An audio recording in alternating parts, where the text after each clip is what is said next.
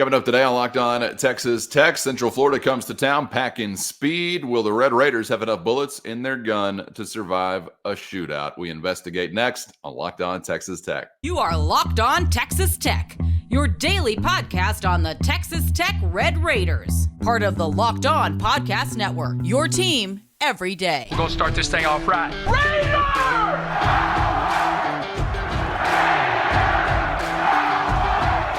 Everything runs through Lubbock. Great to be with you again on Locked On Texas Tech on the Locked On Podcast Network. And thanks as always to those making us their first listen on YouTube or anywhere you get podcasts. Today's episode brought to you by FanDuel Sportsbook, the official sportsbook of Locked On. Make every moment more. And right now, new customers can bet $5 and get $200 back in bonus bets guaranteed by visiting FanDuel.com/LockedOn to get started. With the only Chris Level, I'm Casey Cowan. Chris, great to see you again. And today is all about the opposition. We got a few thoughts to get into from UCF head coach Gus Malzahn. And actually, if you are a fan of the running back, if you're a mother or father, brother, sister, cousin of a ball carrier, this could be the episode for you, because that will be a consistent theme throughout our conversation today, Chris, how large the ball carrier impact could be for either team in Saturday's contest here in Lubbock, 4 o'clock kickoff at Jones Stadium. Before we get into some of the specifics as to what UCF was able to do against a big-time ball carrier last week and what their very own is doing for them so far this season, let's get into some perspective from Coach Malzahn as to how he sees the Red Raiders and, of course, some of those big hitters wearing red and black. Here is Gus Malzahn. Joey McGuire is a guy that I know well, got a lot of respect for, a legendary Texas high school coach. Does a great job coaching. You can watch on film, their guys play extremely hard. They're a physical football team. They're very good on special teams. And then defensively, they don't give up a lot of big plays. They make you earn it. Offensively, they'll spread you out. They'll play fast. You've got to be good in space. They're running back. I mean, now we're playing the second running back as far as yards, in our conference. So back-to-back weeks, we got to stop the run again. But they do a good job of trying to get you in space also. So be a good test for us. Gus Malzahn is an older version of what Joey McGuire hopes to be, because Gus Malzahn was a longtime high school coach. He went from Springdale, Arkansas, head coach, to being the offensive coordinator at Arkansas back in the day.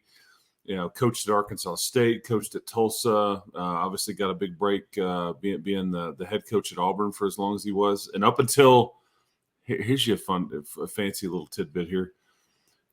Up until this past weekend, he had the second largest buyout, or he had the largest buyout in college football history. Now it would be the second, thanks to his counterpart Jimbo. He looks well rested. Yeah, that's right.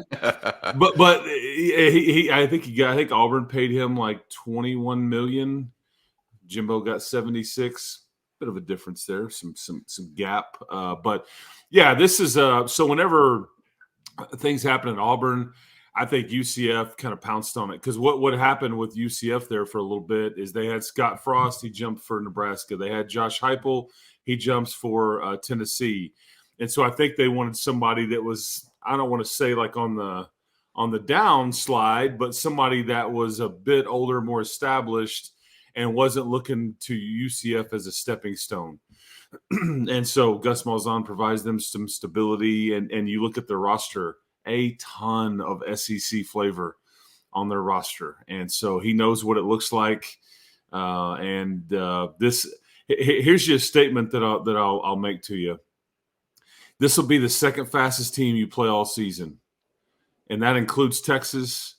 But this is the second fastest team behind Oregon that you'll play all season, just in general, which is a bit of a scary thought. Oh, I'd say so. Yeah, and given specifically what we've seen in some weeks prior that have been a handful for Texas Tech that aren't on that short list of fastest teams that you'll see all season. I'm thinking about some specifics, but of course I'm thinking about somebody like Avery Johnson. I'm thinking about what we spent so much time last week talking about, Chris, which was speed in bunches for Kansas, whether it was Neal, who did reel off a big hitter, 60 yards to the house, or Jason Bean. And by the way, as you're around the football facility this week, I don't know if you're overhearing anybody, talking about what's Casey saying this week. What's his idea this week for what we should do? Because I gave him the golden key last week. I said, bend Jason Bean in half.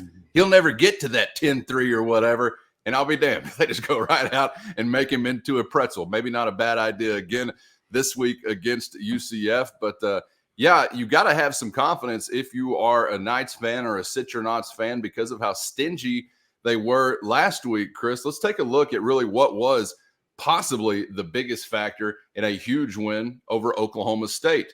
Now, I know you saw 45-3, so obviously UCF's offense was doing plenty of heavy lifting, but on the defensive side of things, I think was probably where it had to start because they were facing a running back that up to that point had gone for 6 consecutive 100-yard days, including 271, 282 against Cincinnati and West Virginia in weeks prior to that. Of course, we're talking about Ollie Gordon there for Oklahoma State. What did he do against that stingy Citronaut D? He went for 25 yards on 12 carries, which is just kind of hard to imagine. Let's take a listen to UCF head coach Gus Malzahn on how that came to be. First, today's episode brought to you by eBay Motors. And eBay Motors has you covered with everything you need to maintain your vehicle and keep that ride or die ride on the road. Or if you're just looking to elevate your car's game to the next level of performance, they got what you're looking for with roof racks, exhaust kits, LED headlights, superchargers, and accessories of all kinds to fit your style. Whether you're looking for speed, power, or design, eBay Motors has you covered with over 122 million parts to perfectly fit what you need. So just head over today to ebay.com/motors, where you're going to always find exactly what you're looking for and with no risk because of eBay's guaranteed fit. Your part is guaranteed to fit just right every time or your money back, keeping you burning rubber and not cash. With all the parts you need at the prices you want, it's easy to keep your ride or die ride on the road and moving your life forward at ebay.com/motors. eBay guaranteed fit, only available to U.S. customers, eligible items only, exclusions do apply. Let's take a listen to UCF head coach Gus Malzahn on how that came to be. We're real proud of our guys and our run fits right there. We talked about our defensive line playing in the other team's backfield, being a little more aggressive and not doing as much reading, but be a little more aggressive. And that's really what started out in the first quarter. That helped our fits, it helped our linebackers. Our defensive line did a better job of keeping off the linebackers. And then when they did single block, they came off and made plays. And then our safeties, they fit. One of our safeties caused a fumble. Another one, made a really good tackle right there, in the hole. So, it's just kind of growing as a defense and played our best game against probably the hottest offense in college football last week. We got to continue that and carry that over this week because we got another real running back that we got our hands full with too. Here's the conundrum here. UCF is one of the worst rush defenses in the country. Statistically, they're giving up close to 200 yards on the ground. I believe that's like 127th out of 133 Division I teams. I think, though, that they have been a bit dinged up. I think they haven't figured things out. And all of a sudden, they go against the top running back in the country and shut him down. So which one is it, Knights? Who are you? Will the real Citronaut stand up, please? Yeah. So I don't. The Oklahoma State game. So let's look at it this way: hangover effect for Oklahoma State. Huge monster win, maybe the biggest win in their program history. Some are saying. You're dunking the goalpost in the pond. You're probably like waking up, going to Tuesday practice. You've had so much, feel good going on. But then you show up and it's the bounce house and it's UCF is just chomping at the bit for their first home conference win and they're kind of waiting on you. And then it starts raining sideways and it just keeps raining sideways and they can't throw the football. You can't hold on to the football. You turn it over 4 times and it just snowballs on you. And you look up and you've turned it over 3 or 4 times. UCF is rolling. They're like, man, I'm used to this this sideways rain, like Forrest Gump. It rained. It just kept on raining. from underneath and sideways rain and a little bit of stinging rain. And then, so all of that factors in. And so I don't know if their defense is back. Was it all the circumstances? Is it both? Yeah. But the Ollie Gordon is legit. He's the top runner in the country. They basically shut him down. I think like under 2 yards a carry. He had 25 total. Yep. So I don't know. We'll see if it was legitimately all their defense. Was it the circumstances? Was it some of both? I don't know. I'm just trying to give it some context. Yeah, and I think that context is important because it is one of those days where if you're an Oklahoma State head coach, maybe you're burning the game film because just absolutely nothing there that you did well. You obviously want to learn from a failure, so I don't know. Drop maybe the they hang on to in the pond. Yeah, throw that out there with the field goal post, I guess. But it was just as bad as it gets, whether offensively, defensively, or any points in between for the Cowboys against UCF a week ago. But before we get to the guy that we're going to see in white, gold, black, baby blue, gray. I'm trying to remember what their palette actually looks like. Anyway, RJ Harvey we'll get to in just a moment, who only went for 206 while Ollie Gordon was going for 25 last time out against the Cowboys. The Big 12 Conference, you look at the list and it's like 1,000-yard rusher, another 1,000-yard rusher, another 1,000-yard rusher. Is this the league of the ball carrier? And unfortunately for Texas, their guy is sidelined, and Jonathan Brooks, he's done for the year. But he was number 3. It goes Gordon, Taj Brooks, Jonathan Brooks, RJ Harvey, and Imani Bailey, who we've already seen, all over 1,000. Devin Neal, who we just saw for Kansas, 35 yards shy of 1,000. He's probably going to top that mark. Quite a year for those toting the rock in the Big 12. Again, it just shows you how the sport kind of cycles a bit. The league cycles a bit, because you're right. A lot of feature running backs, and where are the stud wide receivers in this league? Where are the first round quarterback types in this league? But I don't know. But you've definitely got some dudes that can carry the football. There's no question. And teams have leaned on them. It's not like, hey, they're talented, but they don't carry it a ton. No, you're handing it to all these guys a lot. It wasn't something I was necessarily expecting, but it's certainly a thing. Does it stay this way long term?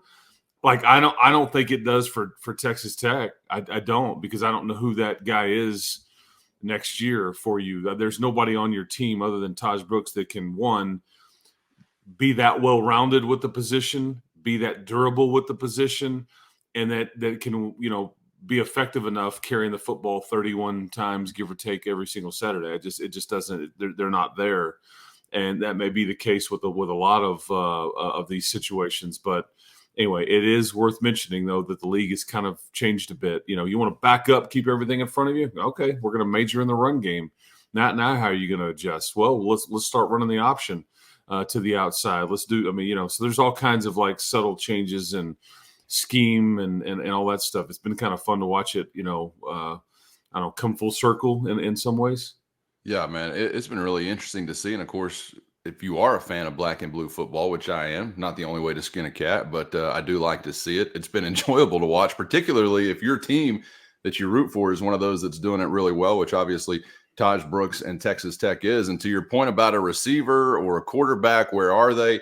I don't know if this was actually finalized, but I think we were just hearing maybe yesterday or a couple of days ago about the highest paid quarterback in the Big 12 Conference leaning towards returning for another year. So that would indicate to you, obviously, what that landscape looks like. A little bit surprising, maybe. And, oh, by the way, if you're looking for a receiver with some eye-popping statistics, or where is the guy that's getting the most attention, may not actually be one that fits in the eye-popping category, but who's at the top of the list in the Big 12 Conference and what school is beside their name? Javon Baker. UCF is beside his name. Leading receiver also happens to be coming to town yardage-wise here on Saturday afternoon for a 4 o'clock kick. So back to some of that speed that Chris Level has already alluded to. I don't know exactly how you would describe the guy that we want to wrap up our conversation with here today, Chris, and RJ Harvey. Bread and butter, is it speed? Is it power? Is it between the tackles? Is it on the outside, yards after contact, etc.? Before we get to some thoughts on him, let's defer to the head coach. Once again, Gus Malzahn, talking about his running back, RJ Harvey, who, as I mentioned, went over 200 against the Cowboys last week. First, today's episode brought to you by FanDuel, America's #1 sportsbook and the official sportsbook of Locked On. And fall is in the air. Helmets are on heads. Briskets are on smokers. And the action is with America's #1 sportsbook. And there's never been a better time to join in on that action than right now, because new FanDuel customers can bet only $5 and get $200 back in bonus bets guaranteed. So dive in and join in on the fun with FanDuel by downloading their safe, secure, and easy-to-use app where you can bet on all things under the sports sun. And when you're a winner, you're always paid instantly with FanDuel. So visit FanDuel.com/lockedon. That's FanDuel.com/lockedon and sign up today to bet $5 and get $200 back in bonus bets guaranteed with FanDuel, official partner of the NFL. Once again, Gus Malzahn talking about his running back, R.J. Harvey, who, as I mentioned, went over 200 against the Cowboys last week. Well, keep in mind, he was a quarterback in high school. He's a quarterback at Virginia. And the last 2 years been learning to play the running back position. I think things are starting to slow down for him. He is very patient. His lateral quickness. There's a couple plays where they did some stunts and they had some defensive linemen in the backfield, and he just went lateral. Ended up turning, a possible negative play for just a regular running back into a 12, 13-yard gain. I mean, he's got that ability, and then, of course, when he breaks, he's got real speed too. So playing good without the ball too. So he's starting to establish himself as one of the better running backs in our league and probably in the country. In the end zone 12 times, over 1,000 yards. Another tough one to deal with for Texas Tech. What you said, he's going to be a problem. Yeah. See you tomorrow, Chris. Yeah, that's right. Yeah. I mean, yeah, like if we're playing charades, point to the nose, point to the board. Like, keep more.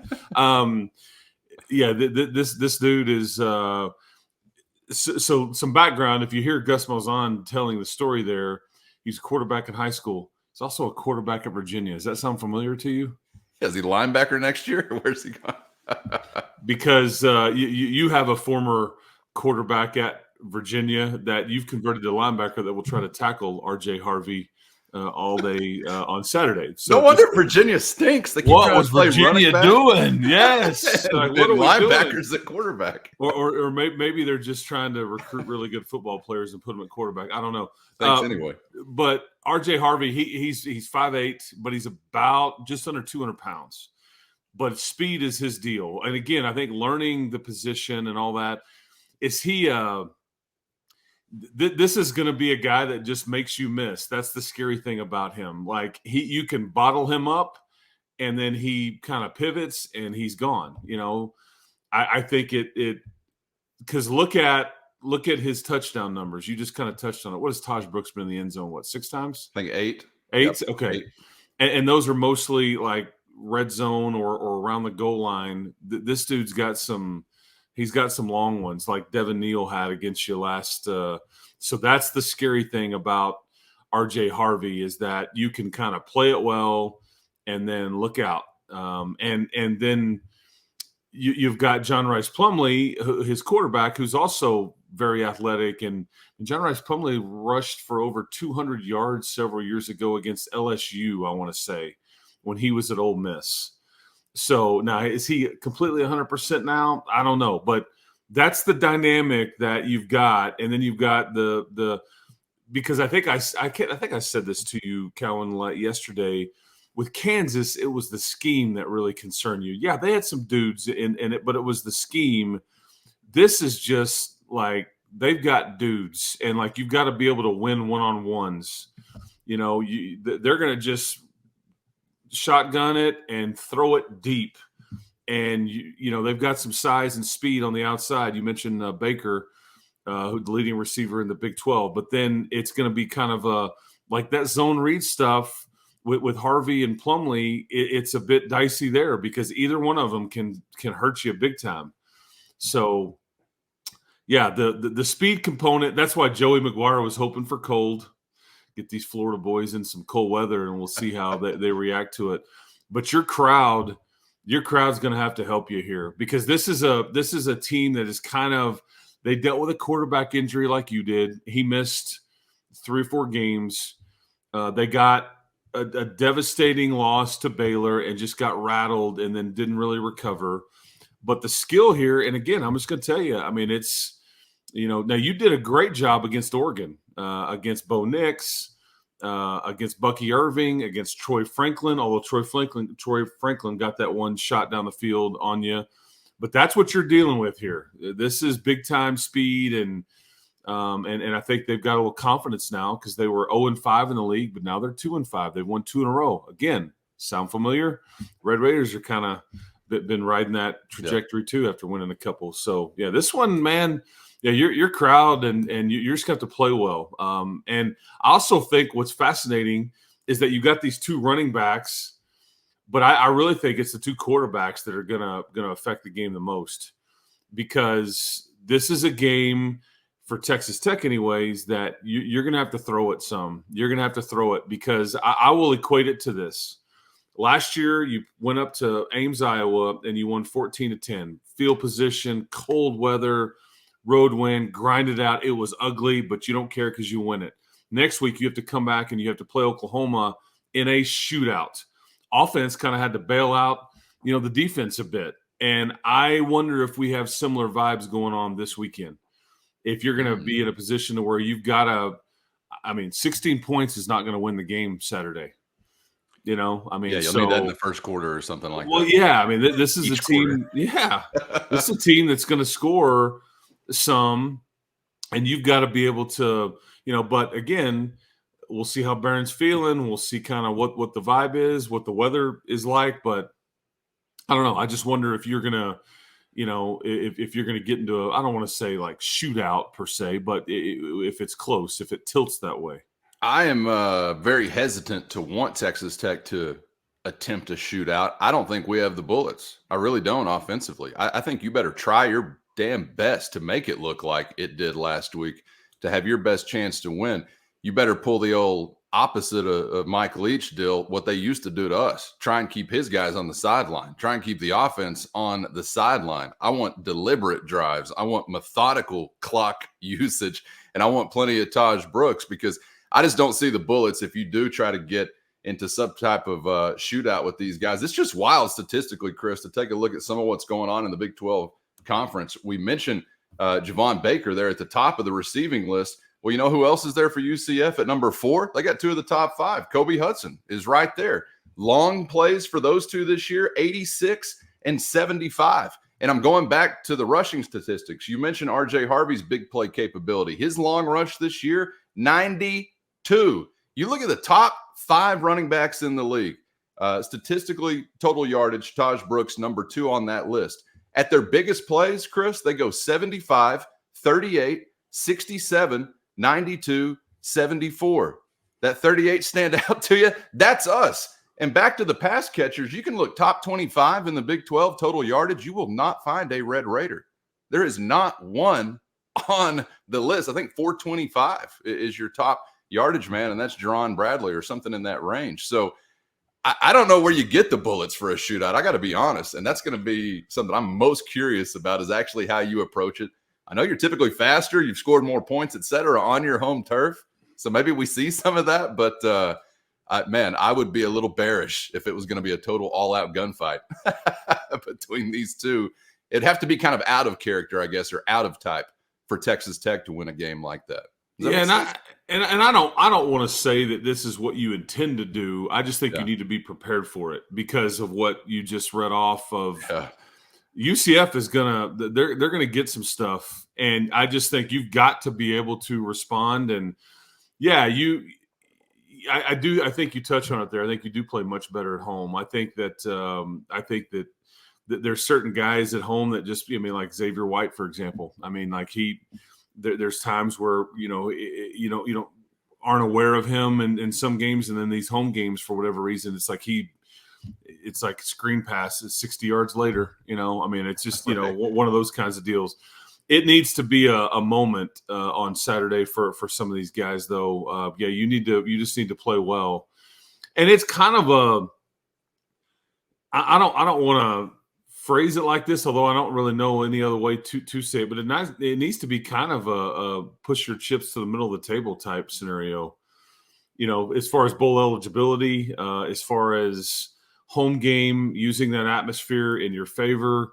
I just think you kind of, empty your holster. I mean, and like, here we go. Like, you got anything, gadgets, you got any, because I mean, this is to extend your season, boy, you need to get this one. I just don't know what life looks like if you drop this one and then have to go to Austin and try to get that one when they've got everything on the line. They can't afford any kind of slip up, and they could got in Ames, Iowa on Saturday night too. Sure. Talking about the Texas Longhorns, that's a small point spread. They grow that grass up thick in Ames. Should be cold. It won't be warm there, and so you never know what that dynamic will look like. But yeah, you need to take care of your business on Saturday, and ideally, you'd love to win both. I'm all about bird in the hand, man. And if you can get one on Saturday, get it by all means. And then, but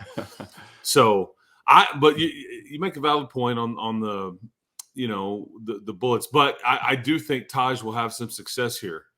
I really do. I don't think they will be able to just stop him repeatedly. And I think you'll ask them to stop him repeatedly. But bottom line, you got to be able to throw it some. It's got to be more of what you're doing to help out Taj, if anything, and I think, but we'll see how Barron is doing, but their big play capability. Oof. Yeah. It's there. Yeah. You'd have to take like 5 of our guys to get 92 yards, honestly, that's really wild to me. I mean, if you have not rung the bell for the air raid being gone just yet, I know that's not what they run or whatever. Ring it now, because to not have a pass catcher like top 20, top 25 territory in the Big 12 statistically is mind-boggling for somebody that lived through the 2000 to 2010 era watching this offense. But that's where they are, and that's fine, by the way. Win a game however you want. I don't care if it's 2-0. Speaking of these conversations, I think that Jordan Brown's mom was at the game this past Saturday. Sorry, praying over her baby boy in the cinematic recap. Okay, very good. Yes, I thought that I'd seen this. Mrs. Brown, hello, shout out.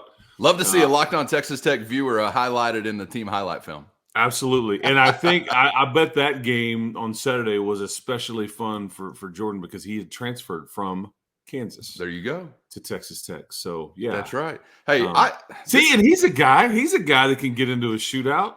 He's got some juice. Let it out. Share it. Let's get that squeeze on Saturday. I'd love to see that juice. I mean, this is everything aside from the logo on the helmet on the eastern sideline has the makings of a big game Saturday in Lubbock, Texas. This is a sneaky big game. It's all on Texas Tech fans to show up, be loud, be rowdy, and obviously the Red Raiders to put it out there. You are not, I understand, looking at the schedule and thinking, UCF, can't wait for that classic mid-November matchup. I get that. But both of these teams are trying to claw their way to something more interesting. Both of these teams have some recent momentum. Both of these teams are probably healthier now than they have been in some period of time, at least to a degree. And I got to tell you, I'm excited for this one, and more so than I probably thought I would be just a few weeks ago. Because, you've still got another chance in Austin if you don't get it done, obviously. But, look, none of us want to be leaving it up to a trip to Austin to extend your season. So let's get it done on Saturday, boys. Looking forward to it, and we've still got some time to visit with you before we get to that one. And also join us again on the other side for a Hoops Primer as Grant McCaslin and the Red Raiders set to be back in action. The continued assault on A&M System Universities continues. It's the Islanders from right now near the beach, man, who are coming to the LBK. Fit in the description of the next potential victim. So we'll have some hoops conversation to get into, and of course continue to get you ready for Red Raiders and Knights of Central Florida. Chris, appreciate the time as always, man. Enjoyed it, and we'll do it again tomorrow. Always and forever. Absolutely. Keep hope alive, everybody. We'll talk to you tomorrow. You just made me blush. He's Chris Level. I'm Casey Cowan. Subscribe on YouTube or anywhere you get podcasts so you never miss an episode, and we'll see you for the next round on Locked On Texas Tech.